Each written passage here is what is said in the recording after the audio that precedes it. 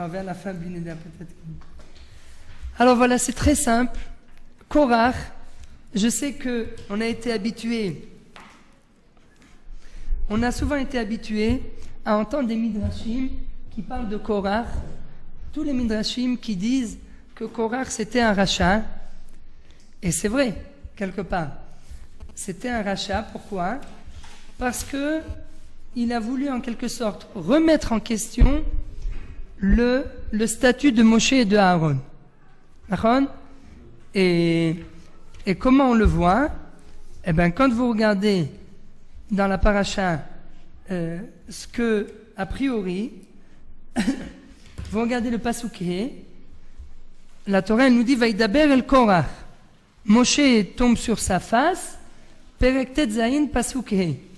On va faire brièvement un petit résumé de la paracha, de cette petite parachia, et après, comme ça, on va poser les questions, et après, à la fin, on dira on dira en fait quelque chose d'un petit peu différent de ce qu'on a toujours entendu, mais Bezrat Hashem, grâce à ça, ça renforcera notre Yirat Shamayim. Donc, Vaïdaber el Korach ve'el kol adato lemo.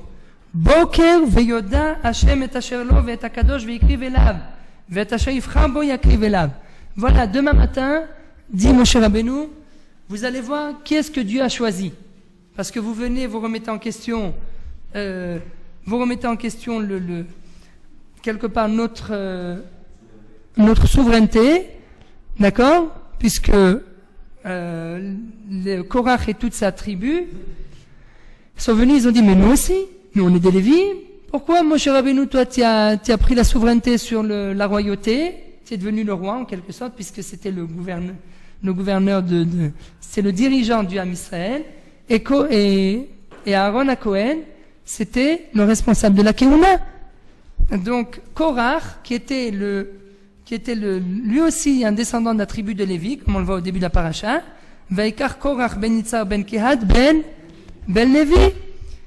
Et lui, c'était un descendant de Lévi, donc lui il dit pourquoi nous on n'a pas le droit, pourquoi Aaron lui il a été choisi comme Cohen, alors que c'est qu'un Lévi comme nous, et nous on n'a pas eu ce mérite d'être choisi comme des Kohanim. Et donc Moshe Rabbeinu, il leur dit mais qu'est-ce que vous voulez?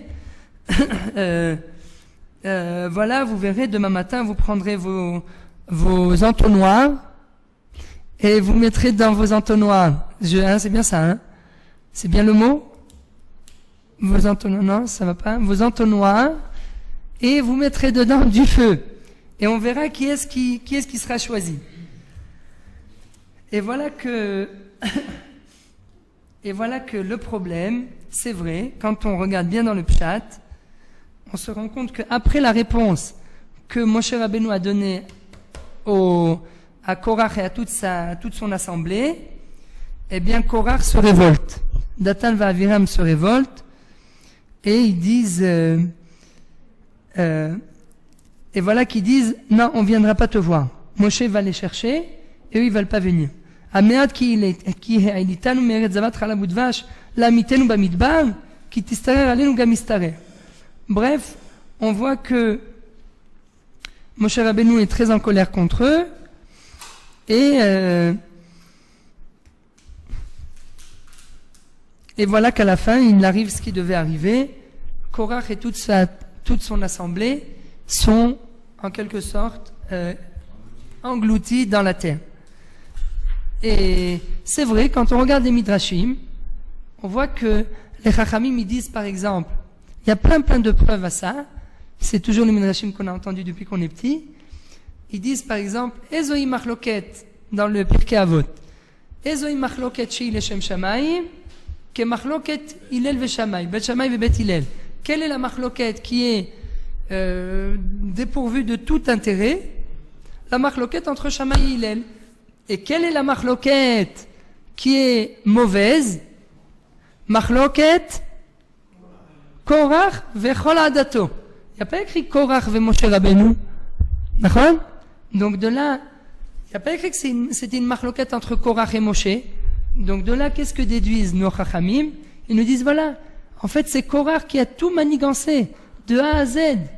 Ils ont remis en question la souveraineté et l'autorité de Moshe et de Aaron Donc Moshe n'y était pour rien. Donc quand on lit les Midrashim, on voit que Moshe n'y était pour rien là-dedans. Ça, c'est vrai. C'est ce que nous disent nos Chachamim.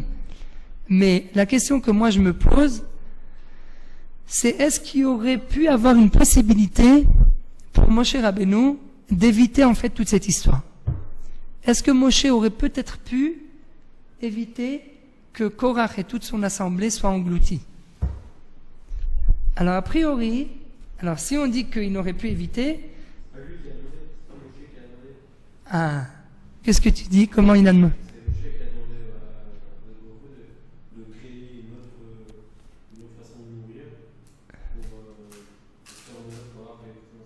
Il y a fait. Donc a priori, là, en quelque sorte, Nathan y renforce notre question. A priori, a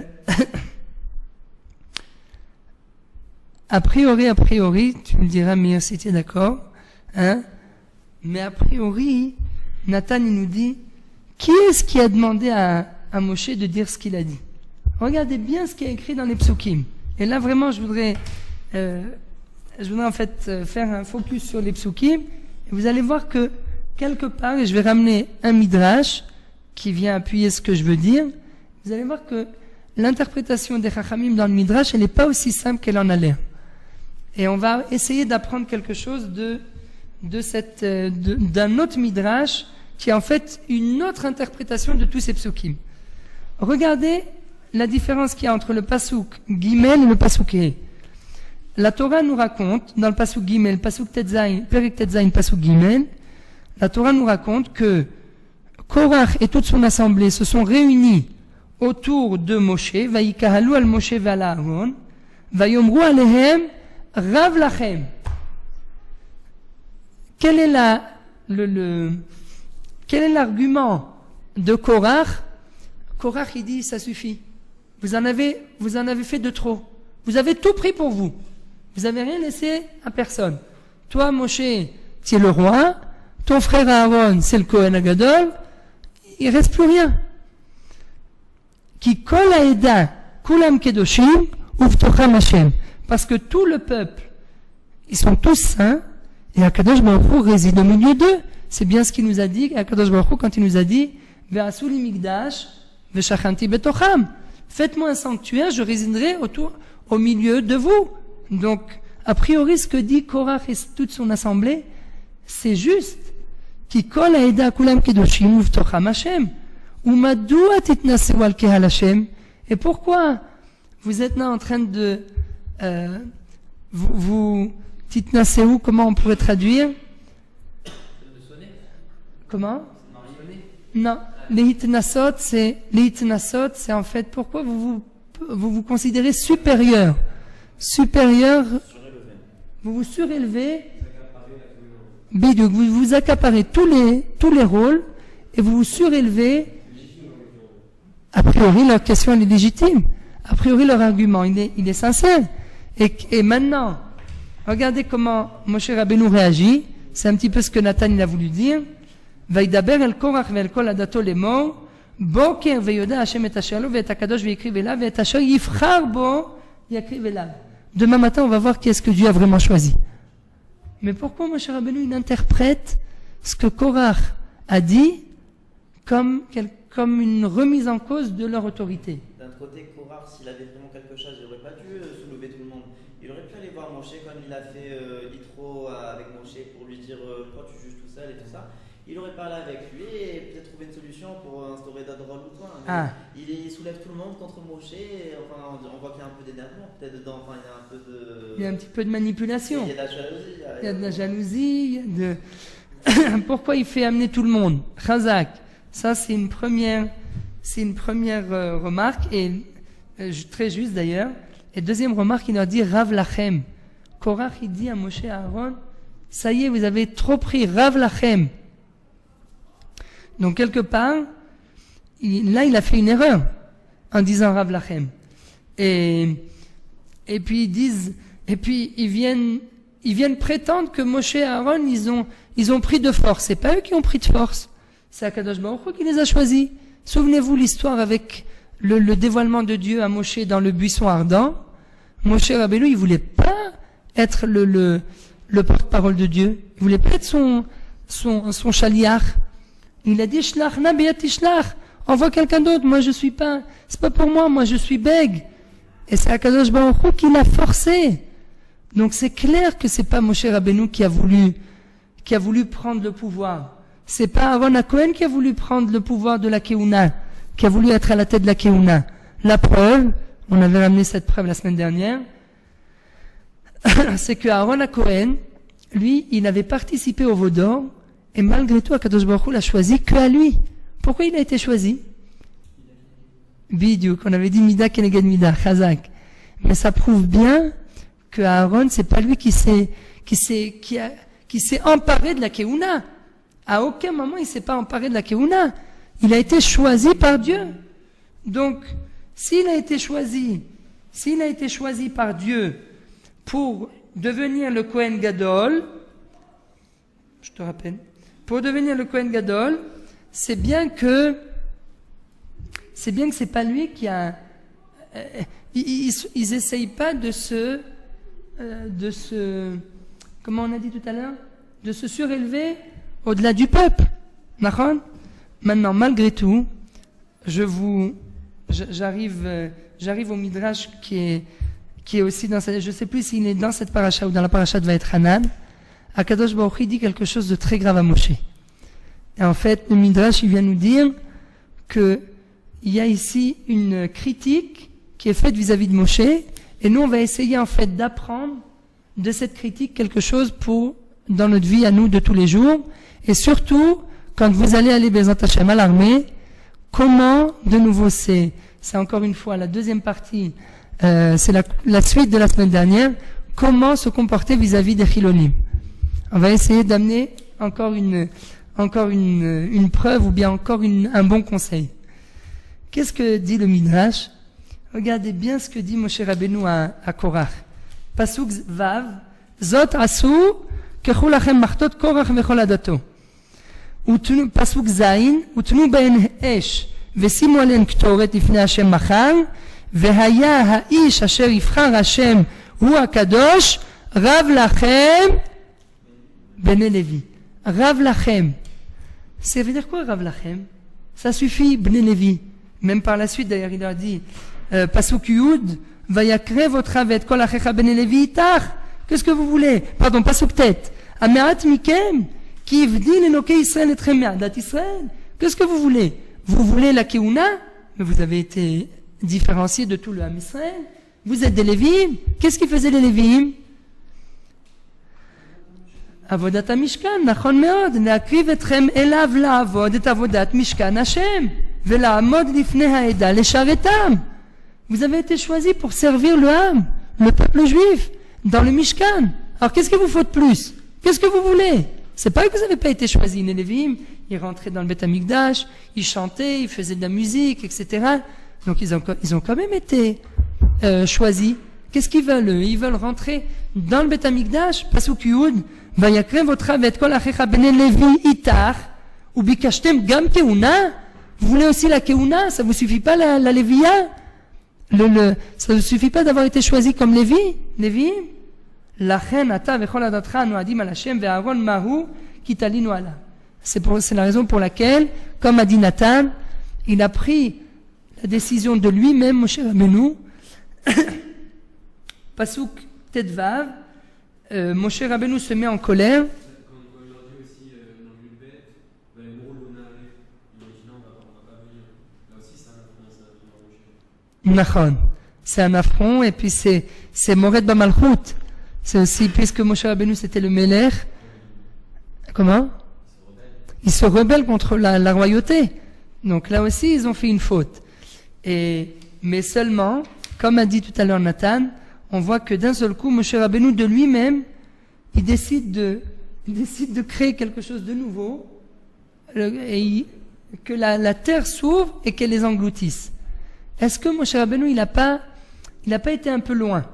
Alors la réponse, non, il n'a pas été un peu loin, parce qu'il fallait, voilà quelle était la réponse, il fallait que tout le Ham Israël, il apprenne qu'il y a une hiérarchie dans le Ham Israël. C'est pas nous qui avons créé la hiérarchie, c'est Akadosh Baruch Hu qui l'a créée. Il a mis d'abord les Kohanim, après il a choisi les Lévim, après il y a les Israël. Cette hiérarchie, elle ne dépend pas de nous, elle dépend de Dieu. Exactement comme des fois il y a des gens qui vous disent oui, le peuple juif, pour qui vous prenez, vous prenez pour l'élite de la race humaine. Mais c'est du racisme. Mais non, c'est pas du racisme. C'est Akadosh Baruch Hu qui nous a choisis. C'est lui qui nous a choisis. C'est lui, Asher Bachar Banu Mikol Ha'amim. C'est lui qui nous a choisis parmi tous les peuples. C'est pas nous qui avons décidé. D'accord? Et donc, quelque part, il fallait qu'une fois dans l'histoire, il fallait qu'il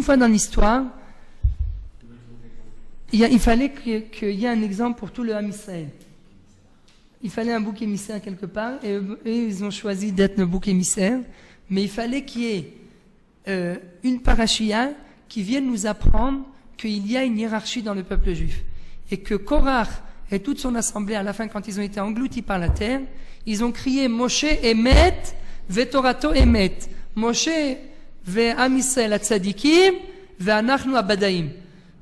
Moshe est vrai, sa Torah est vraie, Moshe est un tzadik et nous sommes des filous. C'est nous qui sommes des...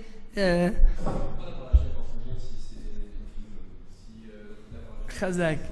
Alors, c'est pour ça que je voudrais vous ramener maintenant, juste avant de répondre à ta question, où on a vu encore une fois une parashia où le message est un petit peu le même que celui-ci. Dans la fin de la parashat Shlach, il y a l'histoire du Mekoshesh Etzim, celui qui a scié du bois pendant Shabbat involontairement, et à la fin il a été lapidé. Il a été lapidé pourquoi? Pour que tout le Ham Israël se rende compte que quelqu'un qui a transgressé Shabbat, eh bien et il a transgressé aux yeux de tout le peuple. Comment? Befaresia, exactement, ouvertement. Eh bien, son dîne, c'est quoi? C'est d'être lapidé devant tout le monde. Et quelque part, bon, ça il y a des explications qui parlent de ça, qui disent que, étant donné que il a été vu par 2 témoins, c'est-à-dire que lui, en fait, il a transgressé le Shabbat, et quelque part, il a porté atteinte au témoignage que l'homme doit porter vis-à-vis de Dieu, comme quoi Dieu est le créateur du monde. Parce que le Shabbat, c'est quoi? C'est la croyance, comme quoi Kadosh Baruch Hu a créé le monde. Et au lieu de venir témoigner, au lieu que cet homme-là vienne témoigner de l'authenticité de la création du monde par Dieu, eh bien, qu'est-ce qu'il a fait? Au lieu de témoigner, il a porté atteinte à ce témoignage. C'est pour ça qu'il fallait qu'il y ait 2 témoins qui viennent le lapider. D'après la halakha, quand quelqu'un doit être lapidé, il doit être lapidé par 2 personnes. Ouais, mais au moins 2 personnes. 2 bidiouk. Eux, c'est les témoins. En quelque sorte, il est venu, étant donné que cet homme a porté atteinte au témoignage suprême, eh bien, il faut 2 témoins qui viennent réparer, en fait, cette atteinte que cette personne a fait face au Shabbat. Et donc, c'est le même principe comme ici. Il fallait que, de la même façon qu'il fallait que, une fois dans l'histoire, le peuple juif se rende compte que celui qui porte atteinte à la Kedusha du Shabbat, il doit être lapidé, eh bien, il fallait aussi qu'il y ait une fois dans l'histoire de Korach, qui vienne nous dire, voilà, celui qui a remis en question l'autorité de Moshe et de Aaron, eh bien, ils doivent être engloutis par la terre. C'est encore plus grave, parce que c'est pas une mort en fait normale. On dit que la mort elle est réparée sur Il a fait même. sur Shabbat quand on se fait lapider, le fait d'être lapidé, c'est le rappel. Alors que là, ils n'ont pas été tués, ils ont été engloutis.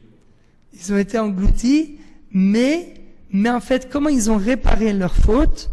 En criant Moshe Emet, Vetorato Emet, Moshe Atzadik, Ve'anachnu Abadaim.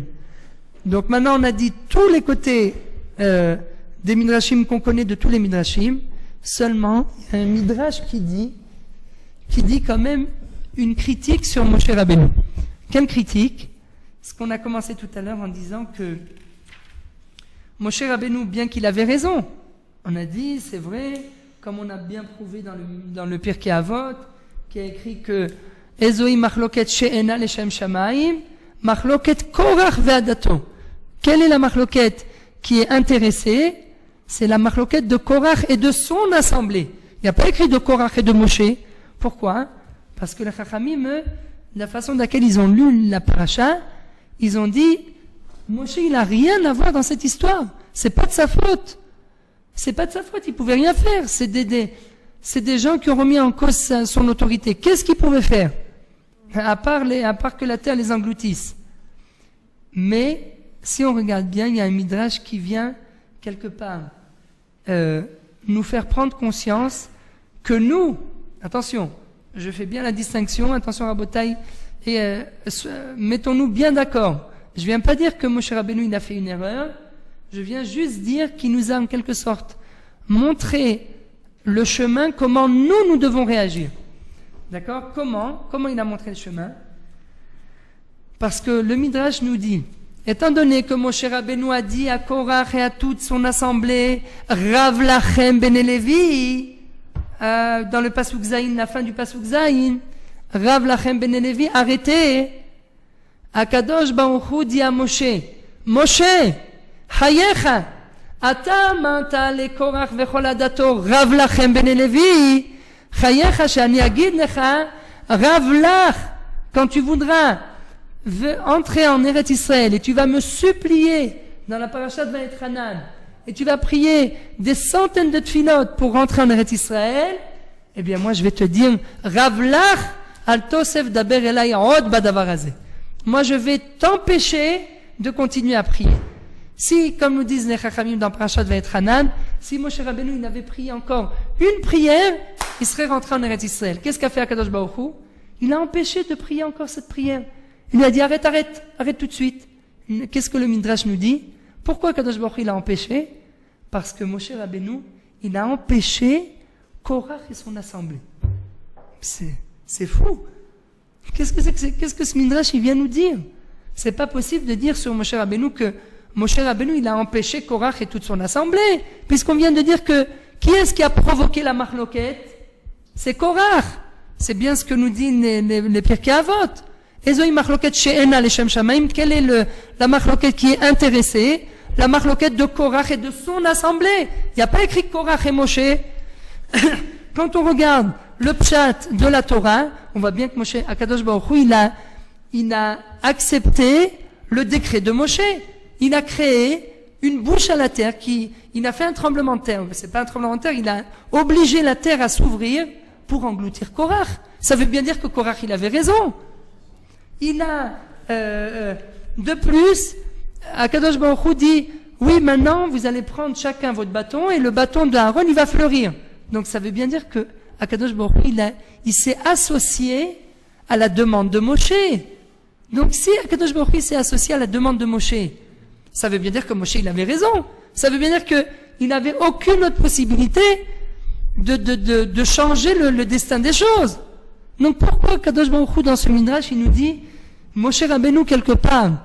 Parce qu'il a fait taire, il a fermé les bouches de Korach et de toute son assemblée, il a fait taire Korach et son assemblée, il ne les a pas laissés parler. Eh bien Akadosh Baruch Hu aussi, Mida keneged Mida, il ne laissera pas parler Moshe Rabbeinu au moment où Moshe Rabbeinu il aura tellement besoin, il aura tellement envie de rentrer en Eretz Israël, qu'Akadosh Baruch Hu ne le laissera pas rentrer. Mida keneged Mida, parce que de la même façon que Moshe a fait taire Korach, Akadosh Baruch Hu fera taire Moshe. Je vous demande, aidez-moi, Rabotai, aidez-moi. Donnez-moi une explication. C'est pas possible. Qu'est-ce que ce Midrash il vient nous enseigner? Peut-être que Moshe Rabbeinu il aurait pu faire comme le Vaudor.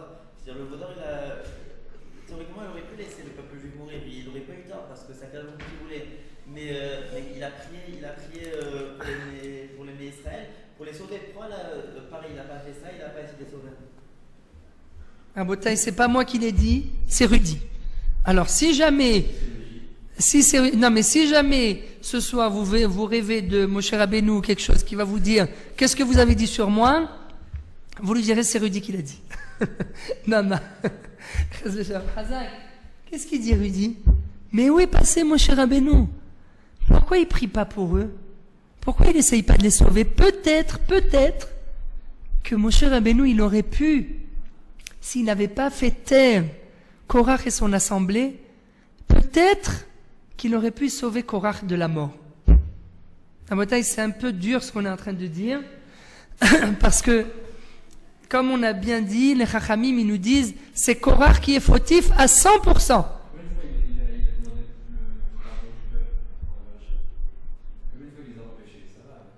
Ça va, pour une fois, on ferme les yeux. Mais non, mais Nathan, c'est vrai ce que tu dis, Kol HaKavod.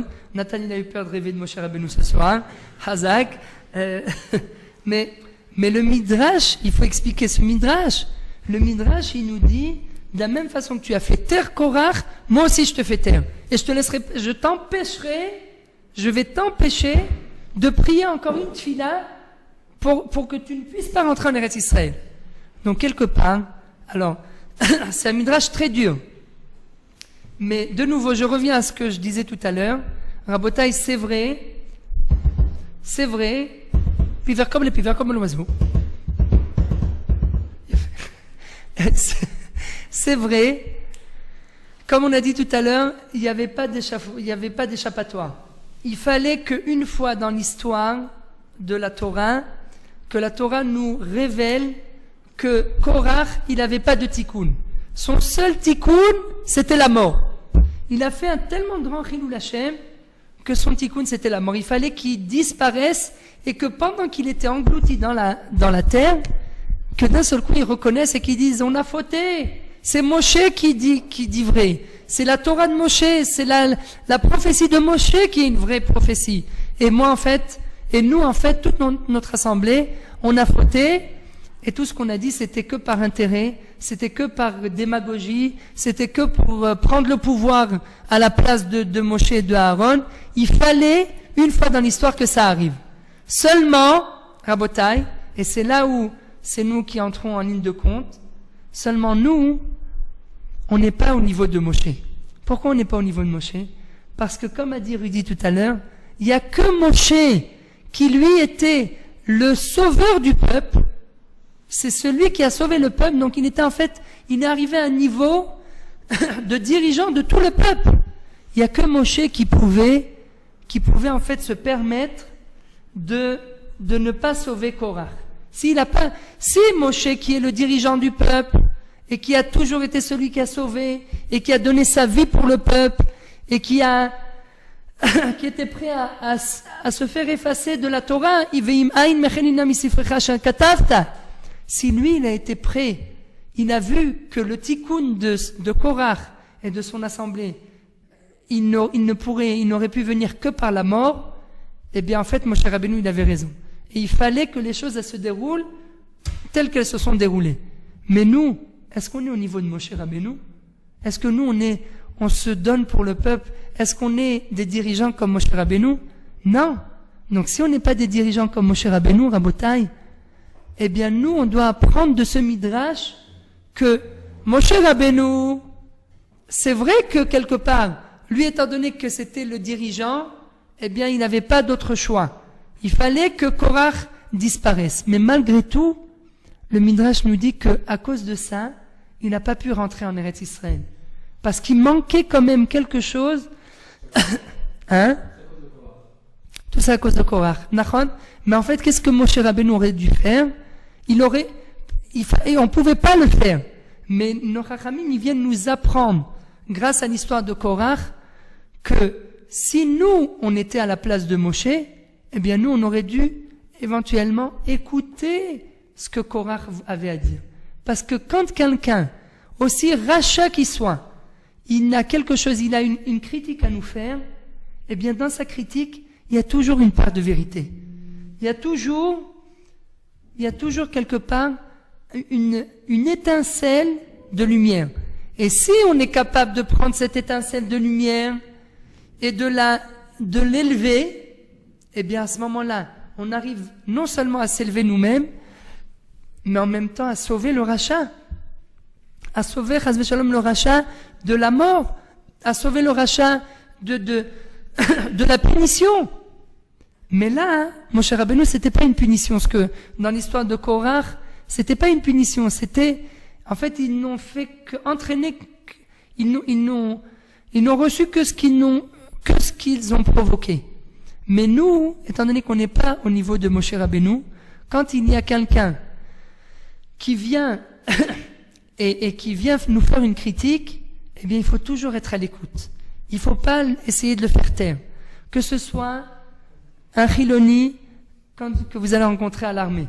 Il va venir, il va vous dire, ouais, mais regarde, qui viennent vous faire un reproche, une critique.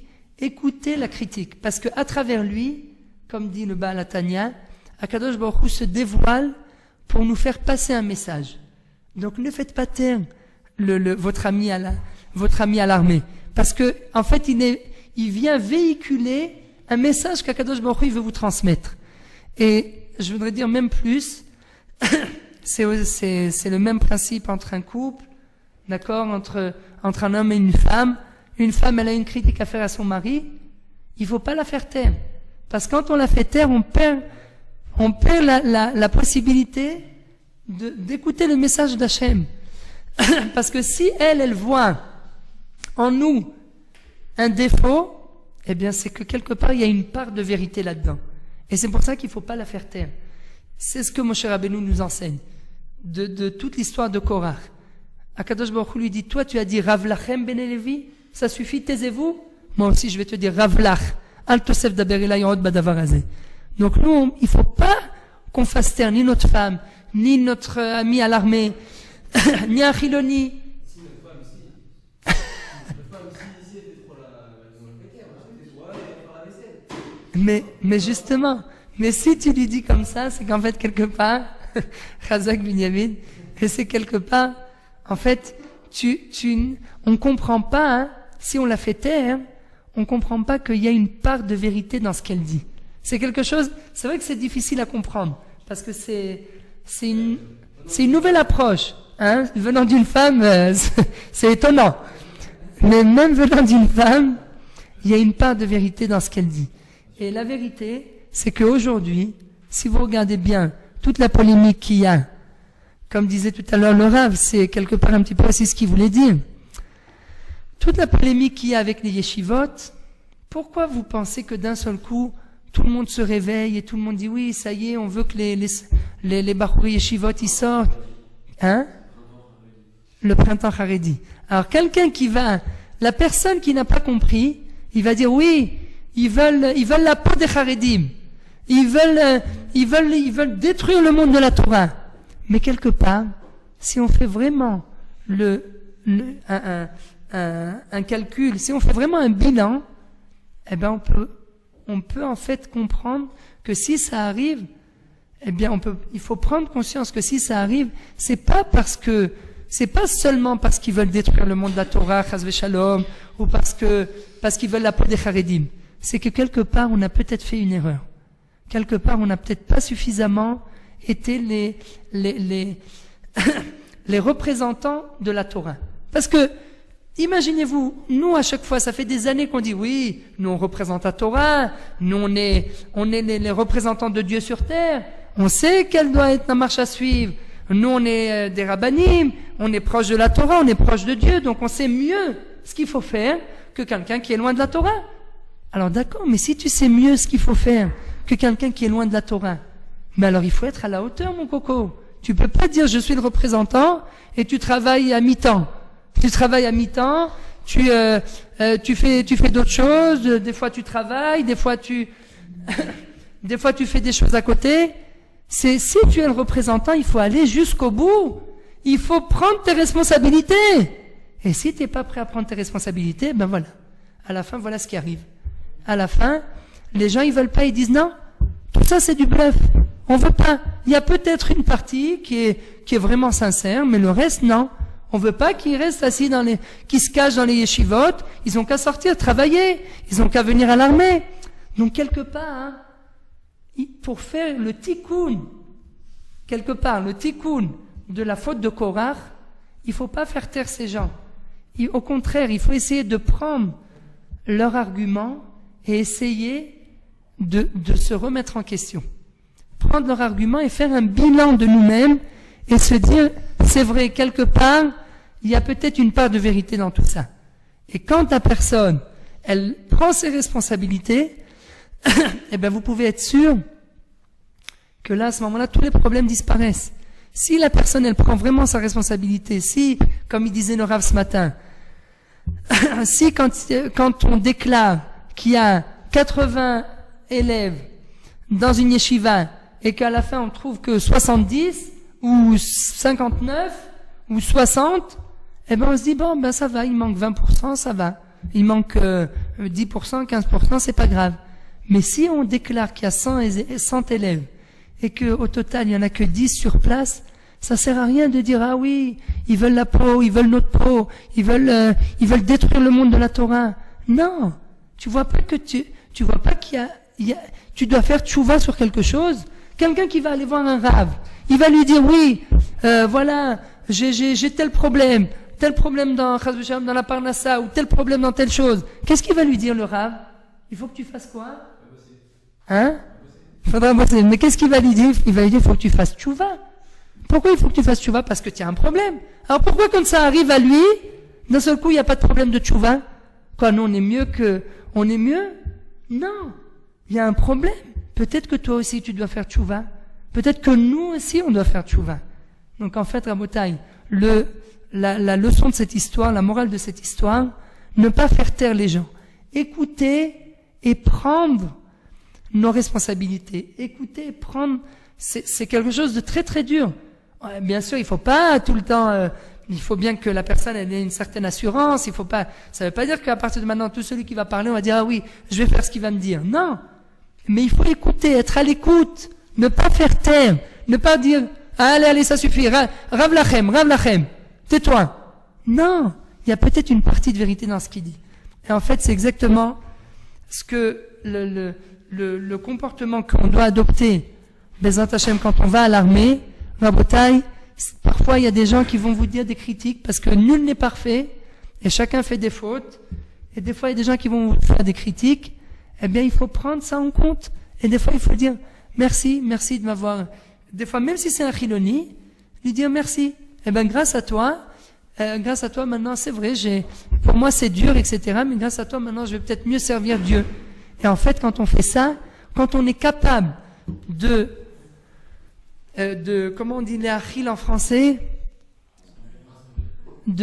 pas rassembler, mais les achil c'est en fait d'englober, voilà. Quand on est capable d'englober l'autre et d'être à l'écoute de l'autre, eh bien à la fin on a tout englobé en fait, c'est-à-dire ne pas lui dire Ravlach, toi tu restes là-bas, moi je reste là, non. Être capable de, malgré la critique qu'il me fait, j'englobe, je suis à l'écoute, je prends conscience de ce qu'il me dit, eh bien là à ce moment-là on est le tikkun de Korach vechol adato. Bezrat Hashem, shenizke letaken et chet Korach vechol adato, ומתוך כך נזכה בניין בית המקדש במהרה בימינו.